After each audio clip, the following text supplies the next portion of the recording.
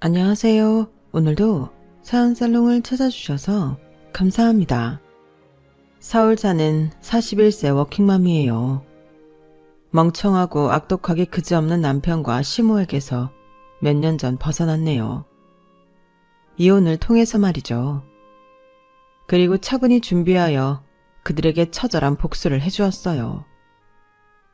인생의 나락으로 빠진 전 남편은 제발 한 푼만 달라며 사정사정을 하고 있지만 무조건 연락 차단하고 있네요. 그래도 제 아이의 아빠이고 한때 가족이었던 사람에게 무슨 복수식이나 하는지 의아해하시는 분들도 있겠죠. 하지만 제가 당한 사연을 다 아시게 되면 제 편을 들어주실 거라 믿어요. 일단 남편과 시모는 저희 친정이 못 사는 줄로만 알고 엄청 무시했었죠. 돈이 전부인 줄 아는 사람들이거든요. 마치 아직도 계급사회인 양 저와 저희 친정을 하층민대하듯이 멸시했죠. 그리고 시부가 운영하던 회사에서 똑똑한 제가 중책을 맡게 되자 시기 질투가 엄청 났어요. 참으로 못난 사람들이죠. 자기 아빠 회사 발전하게 해주는 것에도 시샘을 하다니 바보들이 따로 없었죠. 시댁에 시집와서 이 집안의 큰 보탬이 된 제밖에 없는데 그런 제가 왜 그렇게 구박을 받아야만 했는지 아직도 이해가 안 가요. 남편과 헤어지고 친정 엄마의 육아 도움을 받으며 내 할 일하며 사니 숨통이 다 트이네요. 진짜 남편과 결혼 생활 중에 엄청난 스트레스를 받았거든요. 지금 말도 안 되는 결혼 생활로 몸과 마음을 크게 다치고 있는 분들이 계시면 깔끔하게 이혼하시는 게 100번 1000번 낫다고 말씀드리고 싶어요. 요즘이 조선시대도 아니고 이혼하는 게 엄청난 흠도 아니잖아요. 서로 스트레스 받으며 건강 다 잃고 그제서야 갈라서면 자기만 손해죠 뭐. 개인적으로는 배우자와 정 안 맞는다 싶고 도저히 못 참겠으면 이혼하는 게 나은 것 같아요. 아무튼 전 이혼하고 못된 전남편과 시모에게 크나큰 복수까지 해준 지금 너무 시원하기 그지없습니다. 아참, 제가 전남편에게 크게 한 방 먹일 수 있었던 건 갑자기 50억이란 돈이 하늘에서 뚝 떨어지듯 제게 주어졌기 때문이에요. 대체 41살밖에 안 먹은 제게 그동안 어떠한 일이 있었는지 궁금하시죠? 동네 개 이름도 아니고 50억이란 돈이 어디서 났는지도 수상하신가요? 제가 사연살롱 여러분들께 하나도 남김없이 다 말씀드려 볼게요. 지금부터 시작해 보겠습니다. 제 이야기를 하려니 제 뿌리인 저희 친정 부모님 얘기부터 안 할 수가 없네요. 저희 엄마 아빠는 두 분 다 고등학교만 졸업하고 공무원이 되어 사내 커플로 만나셨어요. 맞벌이셨기에 아이를 저 하나만 낳으셨고 그마저도 외할머니에게 양육 도움을 받을 수밖에 없었죠. 외할머니는 제2의 엄마였어요. 하지만 외할머니와의 기억이 마냥 달콤하지만은 않은 것이 할머니가 워낙 자린고비였기 때문이죠. 왜 옛날에 자린고비가 천장에 생선을 매달아 놓고 그걸 쳐다보며 밥과 간장만 먹었다는 얘기 있잖아요. 저희 외할머니가 딱 그 짝이었어요. 지나가면 소금기가 뚝뚝 떨어지는 그런 분이었죠. 당연히 외할머니로부터 어릴 적엔 단 500원조차 용돈 한 번 받아본 적 없었죠. 그땐 외할머니가 워낙 가난해서 그런 줄로만 알았어요. 하지만 외할아버지네가 옛날에 꽤 풍족한 집안이었다고 하더군요. 소위 만석군 집안 말이죠. 외할아버지는 집안의 돈만 믿고 제대로 된 일을 한 번도 해본 적 없는 한량 중에 한량이었고, 할머니는 그런 남편을 늘 못마땅하게 생각하던 차에 할아버지가 간경화로 일찍 세상을 떠나셨죠. 아휴, 그냥 많이 빨리 죽인 게 천만다행이지. 더 살았으면 우리 집 재산 다 거덜낼 뻔했어. 이런 할머니의 반응이 웃기기도 하면서 한편으론 씁쓸하기도 했죠. 할아버지가 돌아가시자 할머니의 지갑은 굳게 닫혀 좀처럼 열릴 줄을 몰랐어요. 할머니가 늘 하시던 말씀이 있었죠. 돈이 중요한 게 아냐. 자고로 돈 있으면 사람 마음이 야들야들 나약해지는 거야.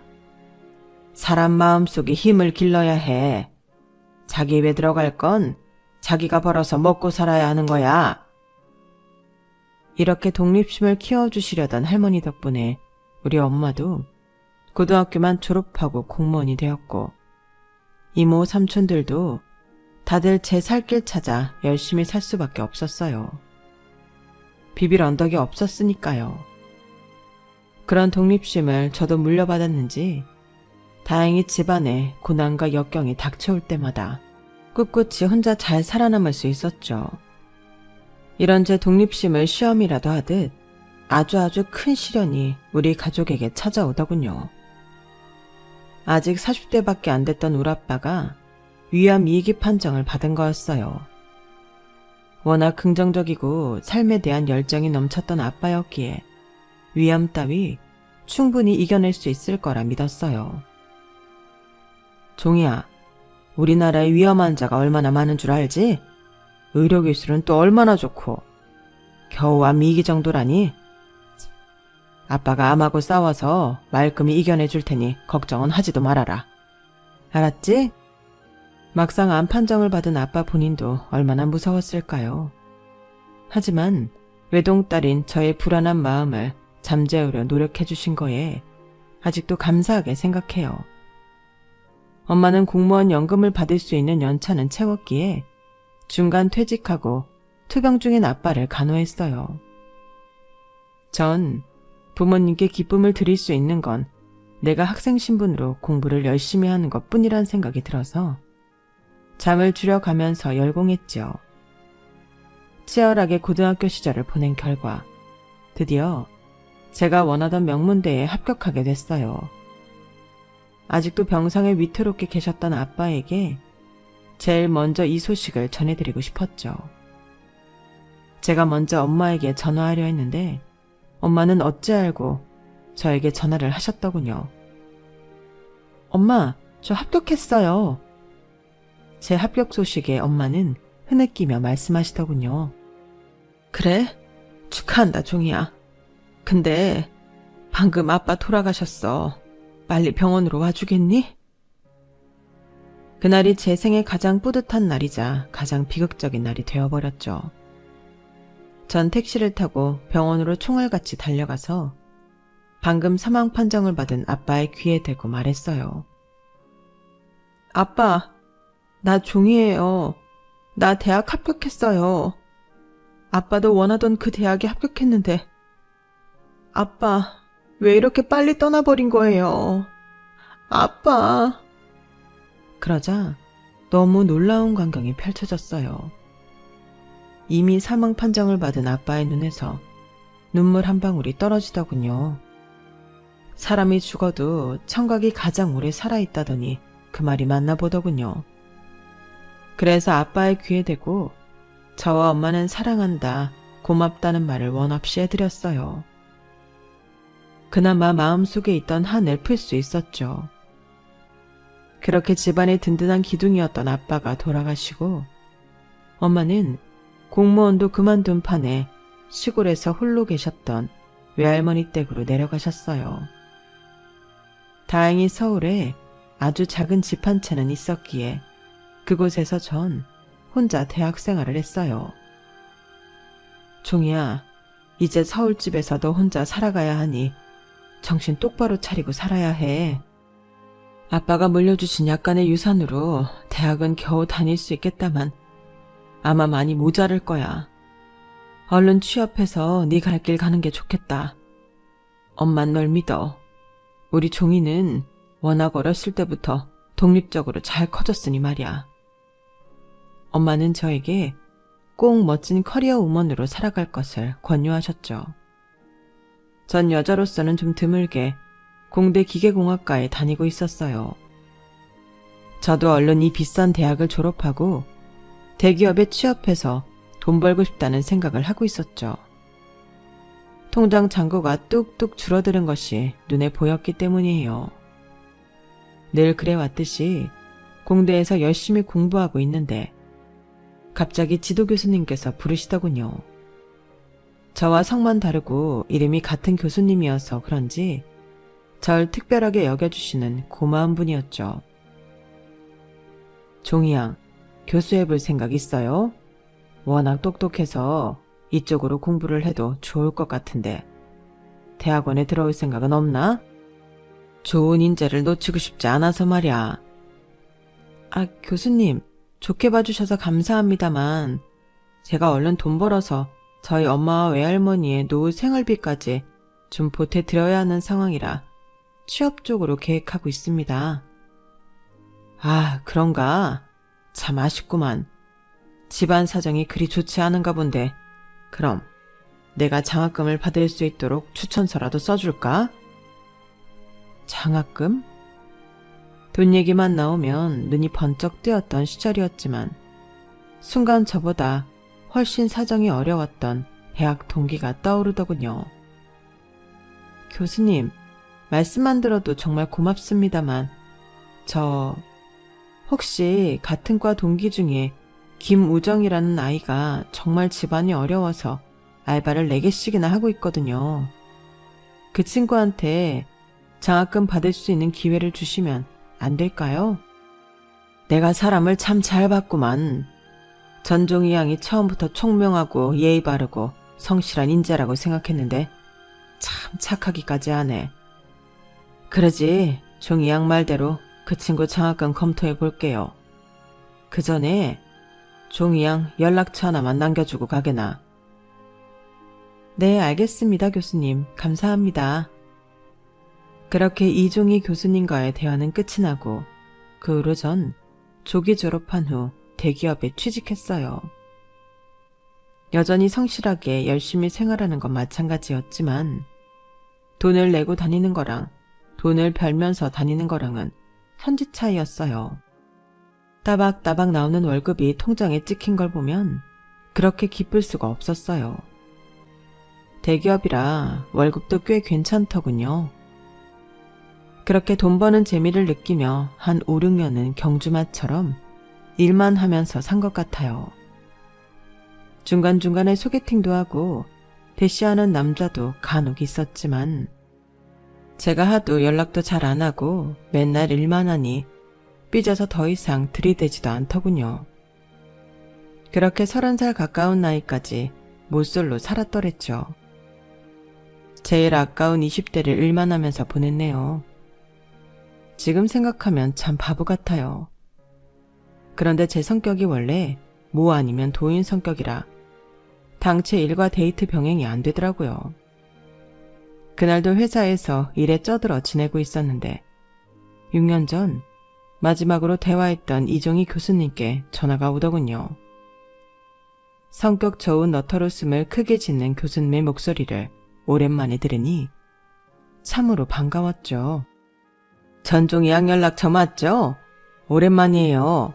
학문 연구에 뼈를 묻겠다고 해놓고는 대학을 박차고 나와서 한 5년 전부터 사업을 시작했어요. 초반에 잘 치고 나가다가 능력 있던 동업자가 건강 문제로 사업에서 빠지면서 잠시 삐걱거리고 있네요.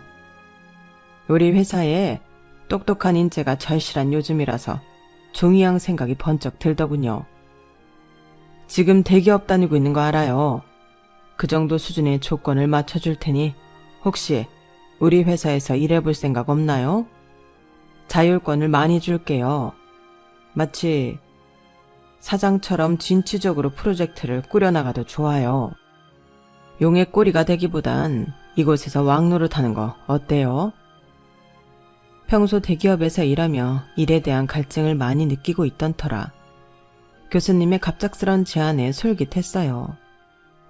교수님을 찾아뵈면서 다시 한번 교수님이 차려놓은 회사에 확신이 들게 되었고 제안을 수락하게 이르렀죠. 주변에선 다 말렸지만 왕노릇하게 해주겠다는 교수님, 아니 사장님의 제안이 제 마음에 확 박혔어요.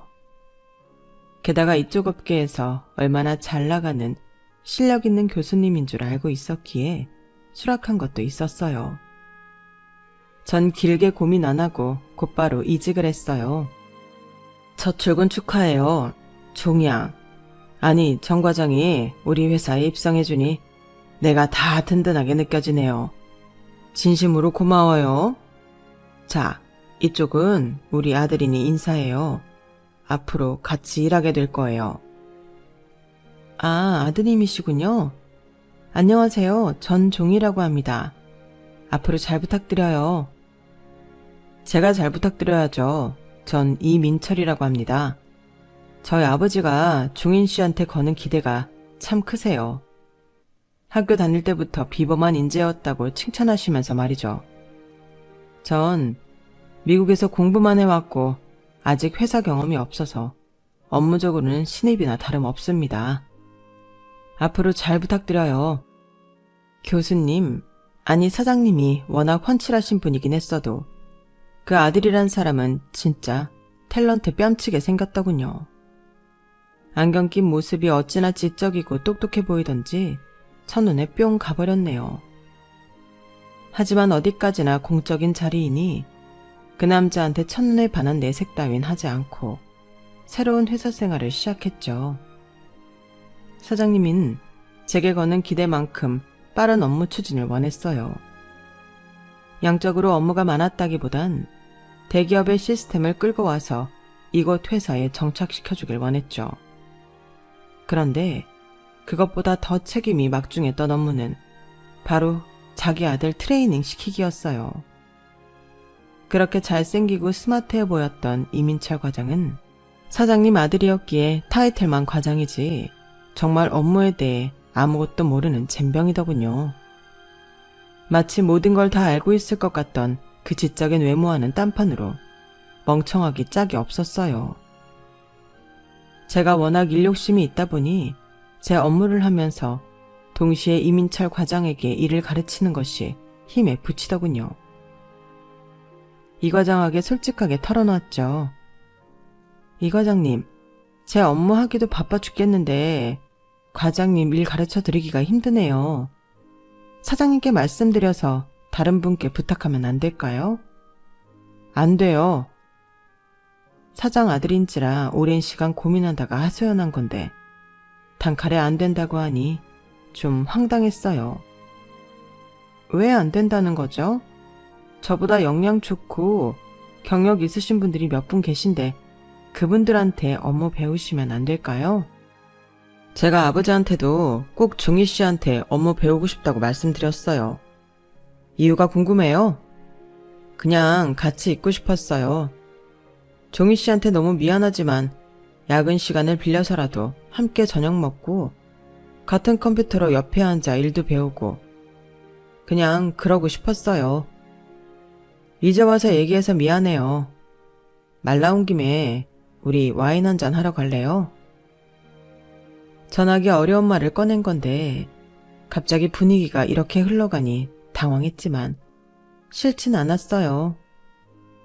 답답할 정도로 일은 못하는 남자였지만 저도 여자라 잘생긴 외모와 젠틀한 매너에는 못 배기겠더라고요.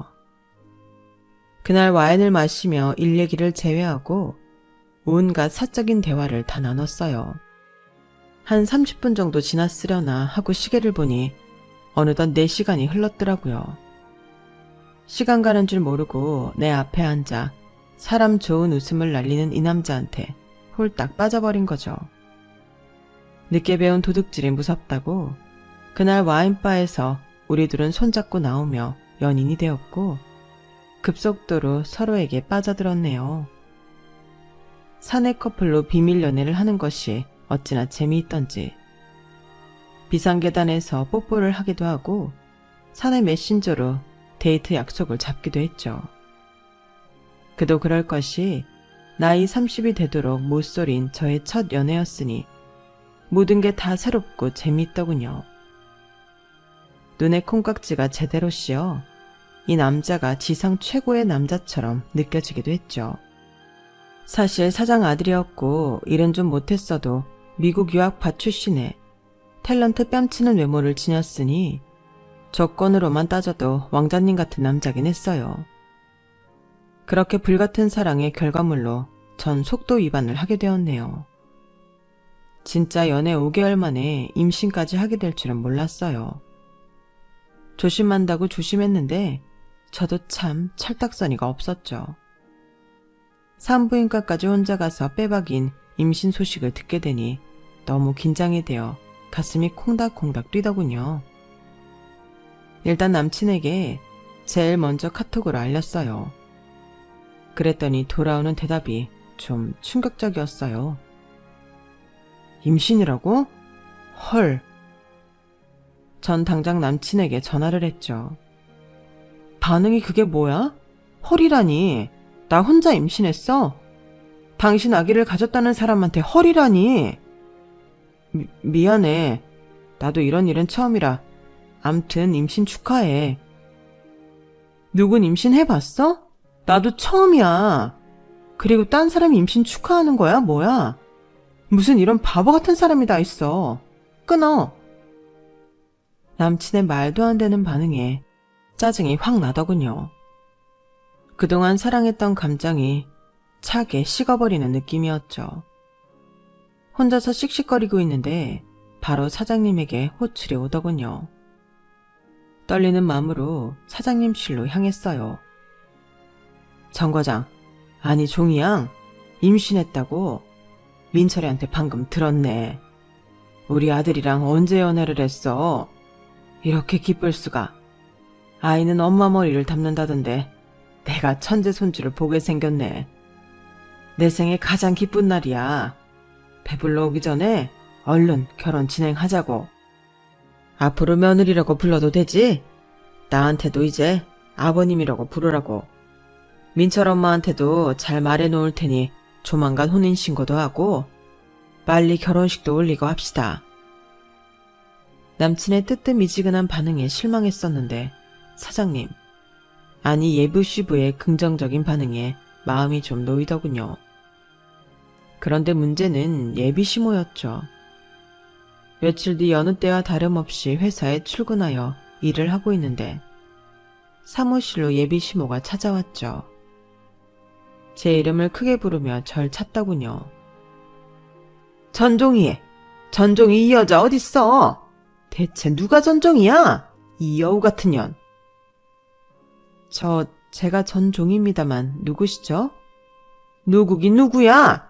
이 회사 사장 부인이자 민철이 엄마지. 네가 전종이냐? 잘 만났다 이년. 네가 우리 아들을 살살 꼬셔서 임신까지 했다지? 너 우리 집안이 대대로 어떤 집안인 줄 알기나 해? 듣자 하니 넌 보잘것없는 집안에 홀어머니밖에 없다며. 너 우리 박간양반 교수할 때부터 살살 꼬드긴 거 아니냐?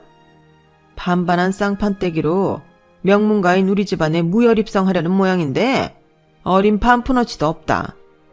네 뱃속에 애가 누구 애인 줄 내가 알게 뭐냐? 이 결혼 절대 못한다. 우리 민철이는 이미 재벌집 사위를 들어가기로 어렸을 때부터 얘기가 다 끝난 아이라고. 예비시모는 급기야 제 뺨까지 쫙 때리더군요. 전 너무 열이 받아 예비시모의 팔을 잡고 확 밀쳐버렸어요. 밖에 나가 떨어지더군요. 아니 사모님, 내가 이 회사 다니는 사람이니 사모님이라고 불러드리지 평소 내 성격 같았으면 욕지거리 한바탕 퍼부어줬을 거예요. 아니, 펀치 한 방 날리려는 걸 참은 겁니다. 나 이 결혼 안 하면 그만이에요. 이 회사도 때려치면 그만이고요. 저 대기업 다니다가 스카웃돼서 이 회사 온 겁니다. 남의 집 귀한 딸내미한테 초면에 따귀를 때려요? 그것도 손주를 뵌 예미 며느리한테요. 인성이 진짜 별로시네요. 야, 너 나 쳤어? 뭐? 인성? 인연이 미쳤나? 임신한 저와 예비시모의 육탄전이 벌어졌어요. 아주 끝장을 보고 싶었지만 남친과 예비시부가 와서 뜯어 말리는 바람에 한 3분 만에 끝이 났죠. 회사고 뭐고 택시 타고 혼자 살던 집으로 오는데 눈물이 앞을 가리더군요. 가뜩이나 임신 초기라 엄청 예민한데 내 뱃속 아이의 친할머니로부터 구박덩어리 취급을 받다니 절망스러웠죠. 예비시모를 어떻게 구하 삶았는지 예비시부와 남친이 집으로 찾아와 제게 용서를 빌며 다시금 결혼 얘기를 꺼내더군요. 며느리야, 정말 미안하구나. 네 시어미 될 사람 성격이 워낙 불같아야 말이지. 옛날부터 그 지랄 많은 성격 맞춰주느라 온 식구들이 고생 꽤나 했다. 이제 그 옆에 내도 다 늙어서 남편이 내 앞에서 깨갱하고 아무 말도 못해. 내가 다 설득해놨으니 기분 풀고 다시 회사도 출근하고 결혼도 추진하자꾸나. 어머님께서 쌍욕까지 해가면서 이렇게 절 결사 반대하시는데 이 결혼을 하면 제가 행복할까요? 솔직한 마음으론 뱃속의 아이까지 지우고 싶습니다만 그래도 소중한 생명인데 낳아서 저 혼자라도 키울 겁니다. 회사도 다른 곳 알아볼게요. 며칠 안 됐지만 엄마가 되고 보니 용기가 생기네요. 저 혼자 힘으로 다 헤쳐나갈 수 있을 것 같습니다.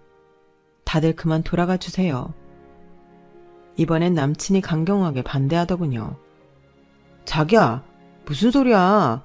우리 결혼식도 얼른 올리고 아기도 낳고 행복한 가정 꾸리자. 나랑 아버지가 강력한 방패막이가 되어줄 테니 우리 엄마 신경은 1%도 쓰지 않아도 돼.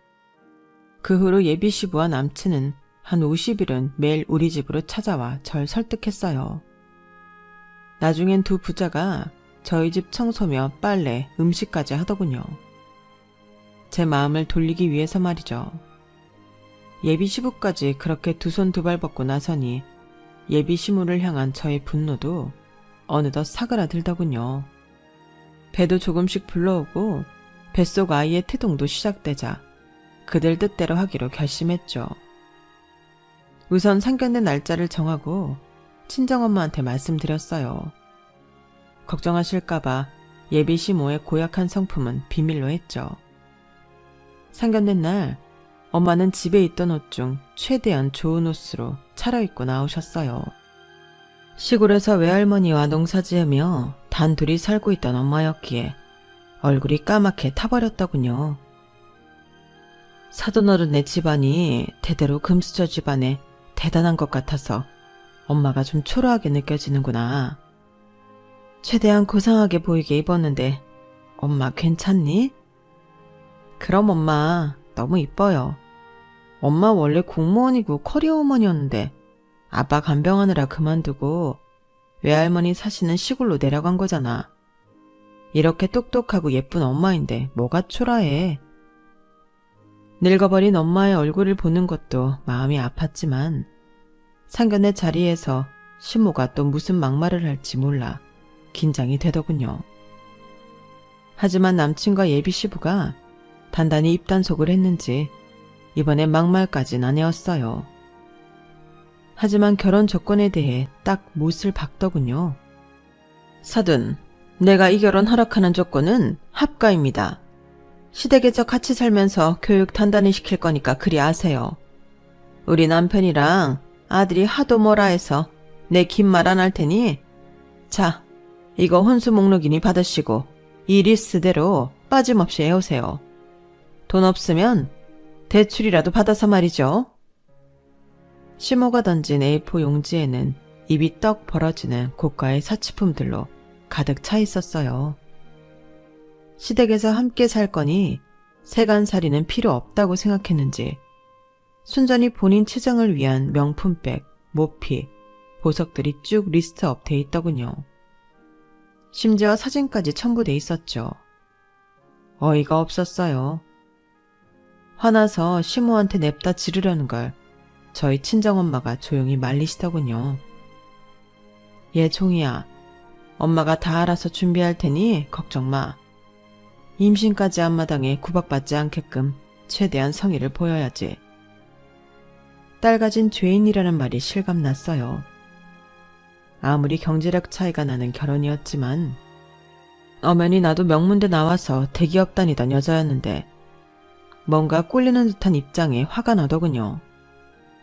그럴 때마다 시부가 천사처럼 나타나 제게 도움을 줬어요. 시부는 상견례 다음 날 절 따로 부르시더군요. 새아가, 자, 돈 받고 네 욕심 많은 시어머니 욕심 좀 채워줘라. 아마 계모임 같은 데서 며느리한테 혼수 뭐뭐 받았다고 자랑하려고 그러는 것 같아. 그놈의 계모임이 뭔지 우리 집에 복이 넝꿀치 들어온 것도 모르고 맨날 돈돈거리는 꼴이라니. 에휴, 이 돈이면 네 시어머니가 원하는 혼수 다 해올 수 있을 거야. 내가 이 돈 준 건 비밀로 하고, 알았지? 시부가 준 봉투를 열어보니 웬 수표가 들어있더군요. 집에 와서 다시금 확인해보니 무려 1억 원짜리였죠. 이 큰 돈을 어찌해야 하나 고민하다가 시부가 시키는 대로 했어요. 명품 전문 매장을 돌며 혼수 리스트에 있는 걸 다 사서 시모한테 바쳤죠. 그랬더니 시부의 말대로 시모의 입이 찢어지더군요. 만족스러운 시모의 미소를 보는 것도 역겹더군요. 아무튼 그렇게 삐걱거리며 남편과 저의 결혼 생활은 시작되었어요. 자의반 타의반으로 만삭 때까지 회사 일은 계속했어요. 시댁회사니 편의를 많이 봐주시기도 했지만 제가 워낙 일머리는 있어서 시작하는 프로젝트마다 성공을 시키니 사장인 시부가 웬만하면 출산 전까지 회사에 나와주길 바라더군요. 그렇게 열정적으로 일하고 신혼집인 시댁에 들어가면 시모가 집안일을 더 못 시켜서 안달이었어요. 니까짓 게 뭐 그리 대단한 업적을 세운다고 회사를 계속 다니는 거냐? 집안일은 늙은 시애미 보고 다 하라는 거야? 오늘부로 집에서 일하는 파출부 아줌마들 다 잘랐으니 주말을 이용해서라도 밀린 집안일 네가 다 해놓도록 해라. 하나부터 10까지 내가 다 가르칠 테니. 배가 많이 나와 거동도 쉽지 않은데 일하는 아줌마들 다 잘라놓고 날 부려먹을 생각만 하다니. 시모가 날 잡아먹는 괴물처럼 느껴지더군요. 제 성격에 가만히 있을 수 없었죠. 어머님, 제 뱃속에 어머님 핏줄이 자라고 있어요. 이 아이가 세상에 잘 태어날 수 있게끔 도와주셔도 시원찮을 판에 시댁 회사 일까지 하며 집안일까지 저보고 하라고요? 저는 그렇게는 못해요. 야, 너 내가 이럴 줄 알았다. 못돼 먹은 년 같으니라고. 돈 없으면 시집와서 돈값을 해야지. 어디서 백날 첫날 시애미한테 눈을 부릅뜨고 대들어? 이렇게 시모와 큰 소리가 나자 시부가 방에서 나와 제 편을 들어줬어요. 어이 민철 엄마, 왜 임신한 며느리한테 또 난리야? 여자의 적은 여자라더니 당신도 임신해 봐서 며느리 힘든 거 잘 알 텐데 집안일이나 시키러 들어. 우리 며느리가 우리 회사 입사한 후로 매출이 수직 상승한 거 몰라? 복덩이가 집에 들어왔는데 왜 구박 못해 안달이야.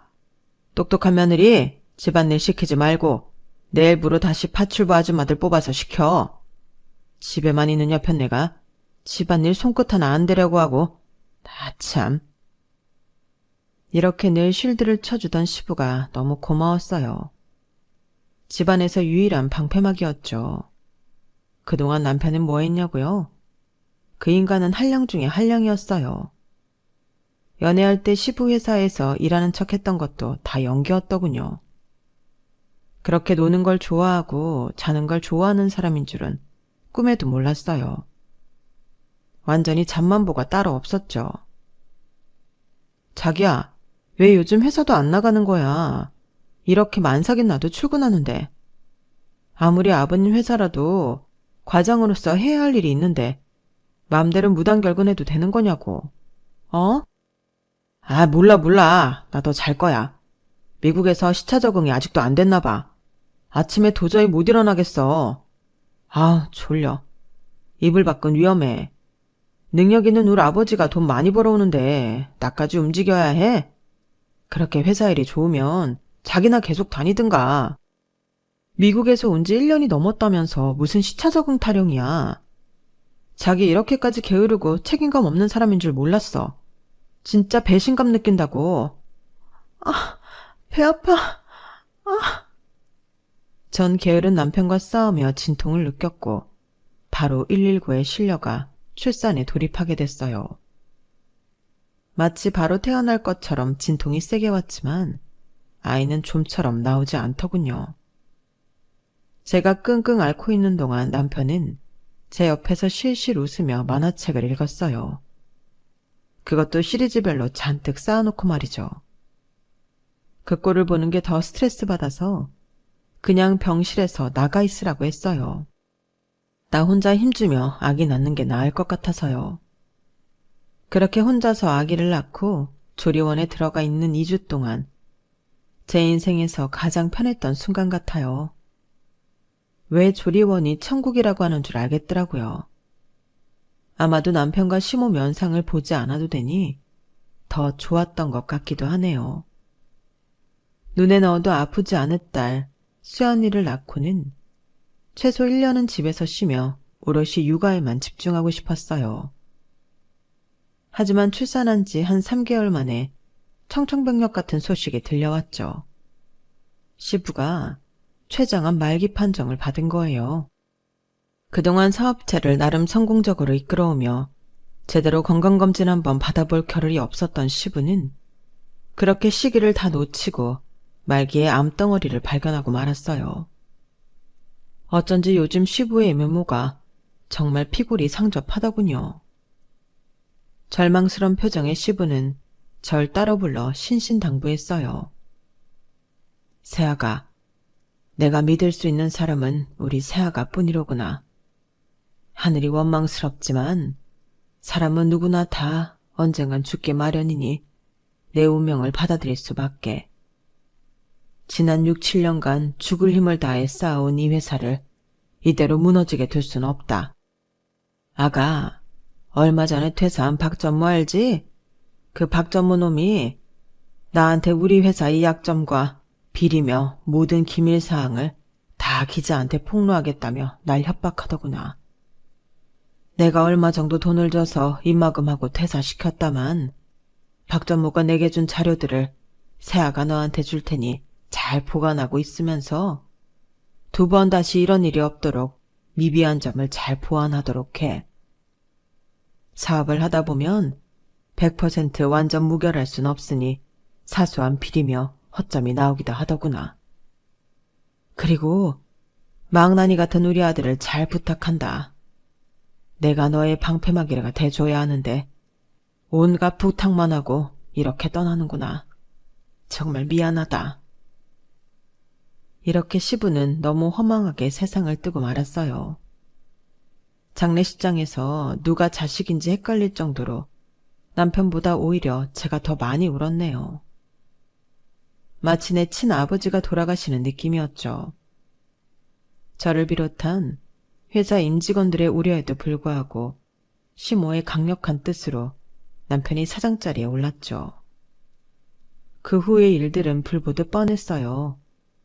사장이 회사에 출근하는 날보다 집에서 만화책 보는 날이 더 많았으니까요. 그렇게 회사가 서서히 침몰해 가던 중 시골에 사시던 저희 친정엄마 환갑이 돌아왔어요. 회사 생활이며 아이 키우는 것, 결혼 생활 등이 지쳐 친정엄마에게 연락도 제대로 못 드리고 사는 게 너무 죄송해서 생일잔치라도 치러드리고 싶었죠. 남편에게 카톡으로 친정엄마 환갑 얘기를 꺼냈어요. 그러자 잠시 후 단문이 오더군요. 장모님 환갑 선물로 돈 보냈으니 당신이 전달하든지 말든지 마음대로 해. 요즘 회사 사정이 어려우니 적당히 보냈어. 제 계좌를 확인해보고는 큰 충격을 받았네요. 남편이 보낸 돈은 단돈 5만 원. 자기 양말 한 짝도 백화점에서 10만 원짜리로 사시는 양반이 장모 환갑에 딸랑 5만 원을 보내다니. 너무 화가 났지만 요즘 회사 분위기를 아니까 그냥 넘어갔어요. 그리고 2달 뒤 친정엄마와 동갑인 시모의 환갑이 돌아왔어요. 회사 사정이 어렵기는 마찬가지였는데 본인 엄마 환갑인 크루즈 여행을 보내준다는 거 아니겠어요? 가격을 찾아보니 무려 1,000만 원짜리였죠. 그 사실을 알고는 남편한테 따져 물었어요. 당신 너무한 거 아니야? 우리 엄마 환갑 때 5만 원 넣어주더니 어머니 환갑 땐 뭐? 1,000만 원짜리 크루즈 여행? 하나뿐인 사위라고 우리 엄마가 시골에서 농사 지은 거 다 보내주고 해마다 보약해서 서울로 보낸 거 당신 다 잊었어? 사람이 어떻게 그럴 수 있어? 참네. 다 자기 수준에 맞춰서 즐겨야 탈이 안 나는 법이야. 우리 엄마는 강남 사모님으로만 살아왔고 당신 엄마는 시골 논밭에서만 몇 년째야. 아, 생각만 해도 거름 냄새, 똥 냄새 나는 곳이라니. 그런 곳에서 사는 장모 수준엔 5만 원도 과하지 뭐. 안 그래? 살면서 그렇게 화가 난 적은 처음인 것 같아요. 피가 거꾸로 솟는 기분에 금방이라도 쓰러질 것 같더라고요. 소파에 털썩 주저앉아서 남편한테 소리 질렀어요. 걔가 감히 사람의 수준을 노네? 당신은 걔만도 못한 놈이야. 당장 이혼해. 당신이 내 아이의 아빠란 사실이 소름 끼친다. 양육비나 매달 꼬박꼬박 넣으라고. 우리 엄마와 시모의 환갑 사건으로 우린 단칼에 갈라섰어요. 지금 생각해도 세상에서 가장 잘한 짓인 것 같네요. 전 친정엄마와 가사 도우미의 도움을 받으며 다른 회사에 취직했어요. 당장에 돈이 좀 들어가긴 했지만 그래도 우리 딸 수연이를 저 혼자 키워내려면 커리어를 어떻게든 이어나가야 했거든요. 저희 친정엄마가 서울로 올라와 우리 수연이를 봐주셔야 했기에 외할머니께서 홀로 시골에 남아 계시는 게 마음에 좀 걸리긴 하더군요. 하지만 워낙에 정정하셨기에 큰 걱정은 안 했죠. 그런데 아뿔싸 고령의 노인이 홀로 있으니 말동무도 없으셨던 건지 금세 건강이 안 좋아지셨고 갑자기 돌아가시고 말았어요. 워낙 정정하셔서 다른 가족들 모두 100세는 채우실 거라 예상했는데 다들 너무 놀랐죠. 역시 인간에겐 외로움이 가장 큰 적인 것 같아요. 그런데 외할머니께서 돌아가신 후 더욱 놀라운 사실이 밝혀졌어요. 엄마와 외삼촌 이모들이 다들 뒤집어졌죠. 할머니의 유언과 유산을 보고서요. 종이야, 글쎄 네 할머니가 유산을 무려 50억 넘게 물려주셨단다. 그것도 세금이며 뭐며 다 떼고 형제들하고 다 나눈 금액이다. 뭐라고요? 외할머니가?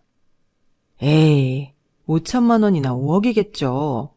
구멍난 옷도 다 꿰매서 입으셨던 분인데 무슨 50억이에요.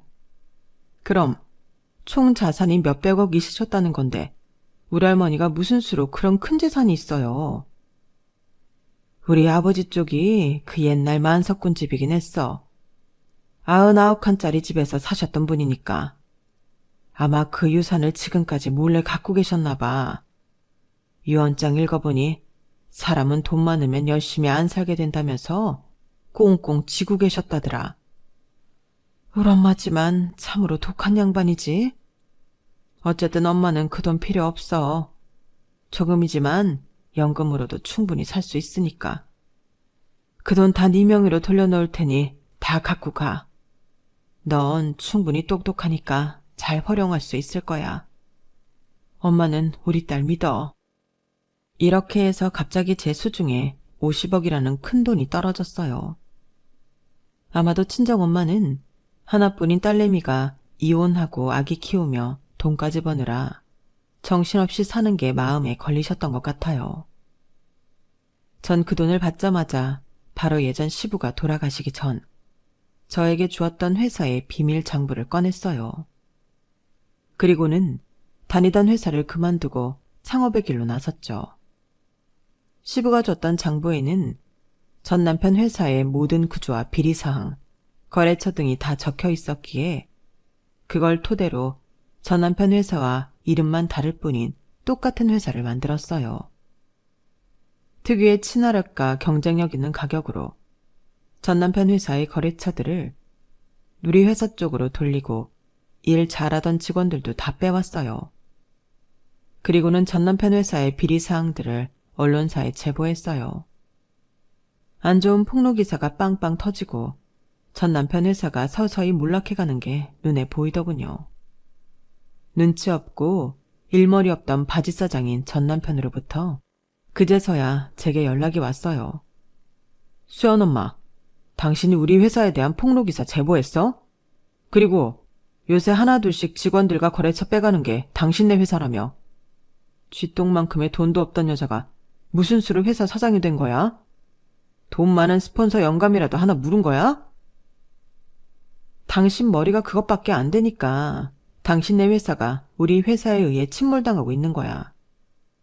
내 공격을 막을 실력이나 있나 몰라? 당분간 공격이 계속될 텐데 말이야. 내 최후의 복수는 당신의 회사 먹어버리는 거야. 당신이랑 당신 엄마가 결혼 전부터 내게 했던 짓거리랑 똑같이 해줄 거야. 미친 개처럼 물어뜯을 거라고. 우리 회사를 먹는다고?